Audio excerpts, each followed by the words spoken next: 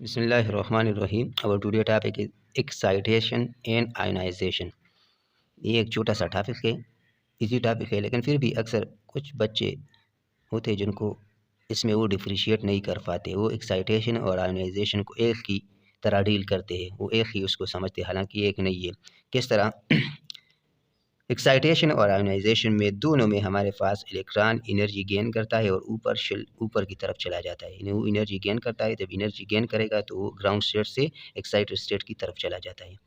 अब ये let suppose हमारे पास हीलियम का आइटम है, उसमें 2 इलेक्ट्रॉन है, एक इलेक्ट्रॉन यही है, दूसरा इलेक्ट्रॉन ये फर्स्ट शेल में ये ऑर्बिट कर रहे हैं। अब ये ग्राउंड स्टेट में है, अपने स्टेबल स्टेट में है। अब इस इलेक्ट्रॉन को अगर हम एनर्जी प्रोवाइड करते हैं, कोई प्रोटॉन स्पेस ट्राई करता है या कोई हम वोल्टेज सोर्स अप्लाई करते हैं, किसी तरीके से इसको एनर्जी मिल जाती है, तो यही इलेक्ट्रॉन ऊपर किसी शेल में चला जाता है, या इस शेल में या इसमें या इसमें। वो डिफेंड करेगा, एनर्जी बहुत ज़्यादा है तो बहुत ज़्यादा ऊपर जाएगा, अगर कम है तो सेकंड शेल में चला जाएगा, तो उसी शेल में वो चला जाता है। तो इसी को, इस प्रोसेस को हम एक्साइटेशन कहते हैं। क्यों एक्साइटेशन कहते हैं? कि ये इलेक्ट्रॉन ने एनर्जी गेन की, एक्साइटेड हुआ, ऊपर दूसरे शेल में चला गया, इसका एनर्जी ज़्यादा उसी शेल में, और ये यहाँ पे कुछ टाइम के लिए 10⁻⁸ सेकंड तक एवरेज तकरीबन इतने टाइम में ये रहेगा। दोबारा वो वही एनर्जी रिलीज़ करेगा जितना उसने एब्जॉर्ब किया, दोबारा अपनी ओरिजिनल शेल में, ओरिजिनल जगह पे आ जाएगा। तो ये जब एनर्जी गेन करता है, ऊपर जाते हुए वापस आता है कुछ टाइम के बाद अपनी ओरिजिनल ग्राउंड स्टेट में, तो इसको हम एक्साइटेशन कहते हैं। जिस तरह यहाँ पे ये इलेक्ट्रॉन था, लेट्स सपोज हाइड्रोजन एटम है, उसमें एक इलेक्ट्रॉन है, उस पर एनर्जी हमने फाल की, तो उस इलेक्ट्रॉन ने जो हाइड्रोजन एटम में ग्राउंड स्टेट में उसने एनर्जी गेन के ऊपर चला गया।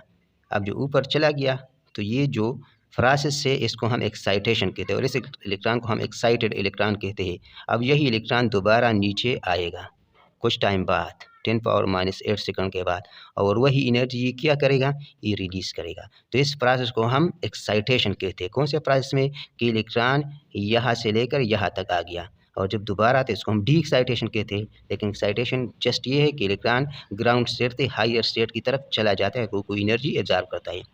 अब आयोनाइजेशन क्या? आयोनाइजेशन भी एक्साइटेशन की तरह है।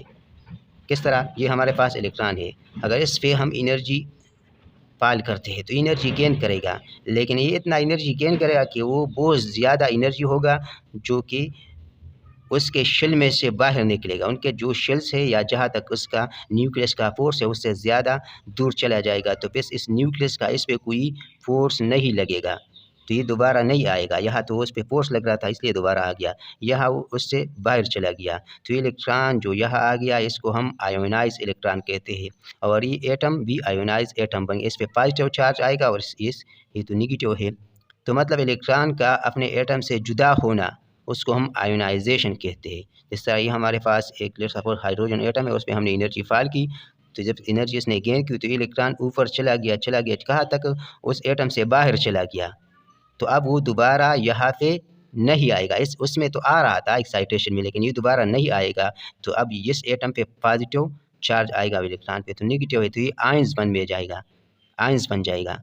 तो जब इलेक्ट्रॉन किसी एटम से बाहर निकलता है दोबारा नहीं आता, तो इसको हम, इस प्रोसेस को हम आयोनाइजेशन कहते हैं। आयोनाइजेशन में हमने एनर्जी ज़्यादा देनी होती है, तब वो नहीं आएगा। और एक्साइटेशन में हम इतनी एनर्जी देते हैं कि वो उस न्यूक्लियस के फोर्स उस पर दोबारा लगता है और दोबारा वापस आता है। तो ये छोटा सा टॉपिक था, उम्मीद करता हूँ ये वीडियो आपको पसंद आई होगी। अगर वीडियो आपको पसंद आई है तो चैनल को सब्सक्राइब करें, बेल आइकन दबाएं।